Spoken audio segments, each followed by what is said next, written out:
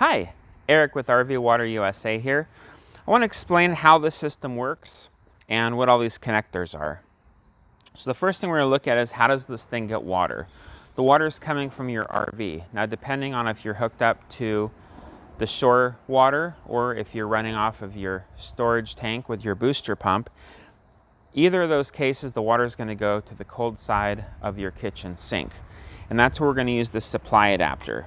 The supply adapter connects to the angle stop on your sink, which is normally connected to your cold side of the water.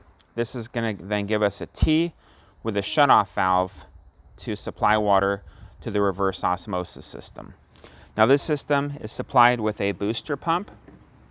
Normally, when you're coming off city water, you want to reduce your pressure down to 40 psi is what they recommend. These reverse osmosis systems barely work at 40 psi. All the components in this machine here are designed to work up to 100 psi. This booster pump here will kick the water pressure up internally within this system to 80 psi. The storage tank is going to fill up to 60 psi. We have an electronic shutoff valve back here that's actually going to shut the water off to this unit once this tank reaches 60 psi, which is a great pressure for dispensing water out of your reverse osmosis faucet, which is a great pressure for feeding water to your ice machine so you get nice full ice cubes. Now, I'm going to assume that your RV has a pre-filter on the cold water coming in from, let's say, the city water connection. It's usually that little 10-inch filter. If it doesn't have a 10-inch filter filtering out sediment, then you'll want to have this set up a little bit differently. But the reason is we don't want sediment accumulating in this pump head. So as long as you've got a sediment filter ahead of this, this is a fine configuration. If you don't, you can reach out to us. We can give you some other alternatives on how to install this. So the water coming through this pump is going to take it from, let's say, the 40 psi regulated from the shore water up to 80 psi, and then it's going into this line here. So this is a shutoff valve that gives us the ability to make it easy to change these filters. Now the thing to remember is installing this all neat and tidy makes a lot of sense because you don't want a bunch of cords everywhere, but at the same time you have to remember that you're going to need to service this thing. So make sure to give yourself enough room on these lines that you can actually pull the machine out, change the filters without making a huge mess or hurting your back. If you have any questions on that, you can give us a call. But just keep that in mind.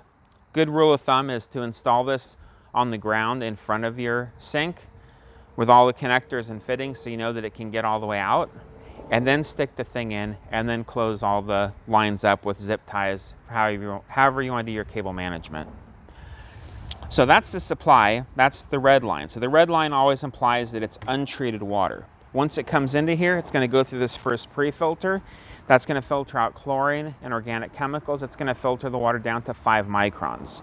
After it comes out of here, it's going to go into a solenoid. On the back side of here, there's an electronic solenoid that's actuated by the power that's feeding this here.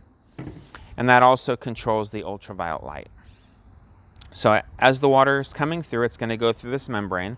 That's going to reduce all the dissolved solids, things like lead, nitrates, mercury, cadmium, chromium, hexavalent, chromium, whatever these things you don't want to be drinking on your travels. Comes through this membrane, and then it goes into the UV system.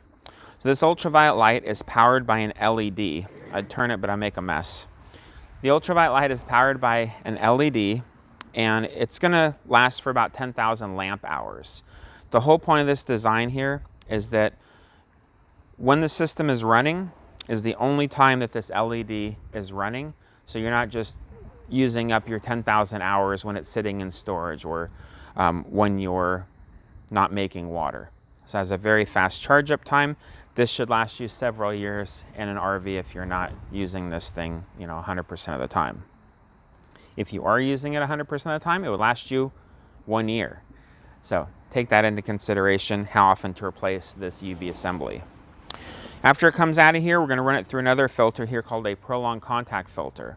The idea behind this filter is that as the water is coming through here, it comes through at different flow rates. Carbon works by adsorption. The more contact time, the better job it does of filtering. This is going to make the water taste incredibly good. After it comes out of here, we're going into this permeate pump. Now this permeate pump does two things. It gives us really good water pressure, so it's actually pumping the water from this membrane into the storage tank. It's also making it make water 5 times faster than a conventional reverse osmosis. So let's say that you're boondocking and that you're running your generator for 4 hours trying to recharge your batteries and make breakfast and all the things that you want to do. You want this thing to make as much water as possible within that time that you're running your generator. So this is a 75 gallon per day membrane with a permeate pump that will make it work 5 times faster than on a conventional reverse osmosis. So you're not going to run out of water is the whole point here.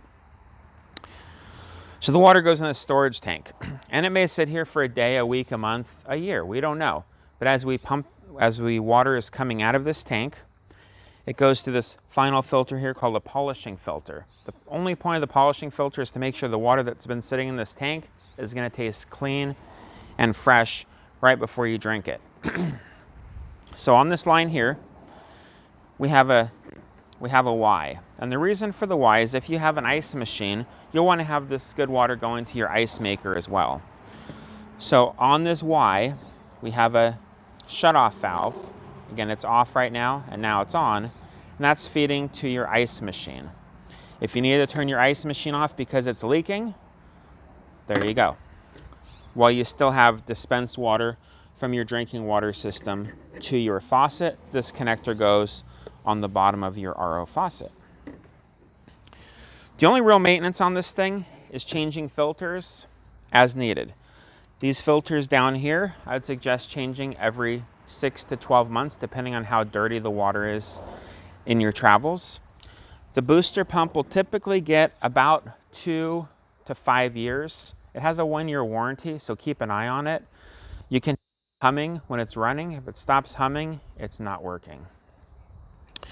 The permeate pump is usually good for 5 years.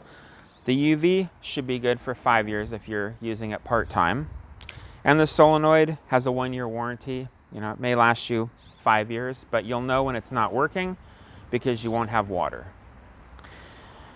The only other component here is the membrane. This membrane life is typically 1 to 3 years, depending on a couple of factors. How hard the water is your biggest factor. So in most cases, you'll want to have a water softener in front of this whole system to protect the membrane from the hard water, just like you'd want to protect your water heater, your washing machine if you have one, all the faucets, all the fittings. So that's my biggest recommendation, is to protect this to make it last as long as possible, but then change the filters once a year. It's a good idea to carry a spare set of filters with you, so that if this thing isn't making water and you're thirsty, you have the ability to very quickly use a filter wrench, take that fitting off, change that filter, change this filter and this filter, and then 9 times out of 10, you'll have water again. If it's anything more complicated than that, then please do reach out to us. We have a great support team that will help you and answer any questions you have. Again, thanks for watching. Eric, RV Water USA.